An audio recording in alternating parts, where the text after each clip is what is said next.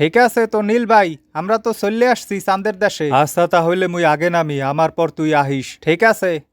খারান চাঁদে পাড়া দিয়া কি বলবেন? কি? চাঁদে প্রথম পাওটা যখন ফেলবেন তখন কি বলবেন? কি বলবো আবার? কি চাঁদে পাড়া দিতে যাই আবার কিছু বলা লাগবে? বলা লাগবে না।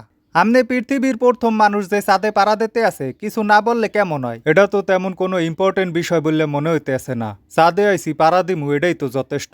কি যে বলেন আমনে? আমনে এক ফির চিন্তা করে দেখেন, আমনে আজকে যেটা বলবেন সেটা পৃথিবীর মানুষ সারা জীবন মনে রাখবে। পৃথিবীর সমস্ত টেলিভিশনে এই ডায়লগ দেখাইবে, এটা নিয়ে ভবিষ্যতে বই লেখা হইবে, ক্লাসে ক্লাসে ছাত্রছাত্রীদের এটা পড়ানো হইবে, বিসিএস পরীক্ষার প্রশ্নে আসবে, চাকরির ইন্টারভিউ দিতে গেলে এটা জিগাইবে, ইউটিউবাররা এটা লইয়া ভিডিও বানাইবে। কও কি সত্যি? হয় হয়, খাইছে রে। হেয়ার ফানে ভালো মতো চিন্তা করে দেখেন কি বলবেন। ঠিক আছে, হয় পাইছি।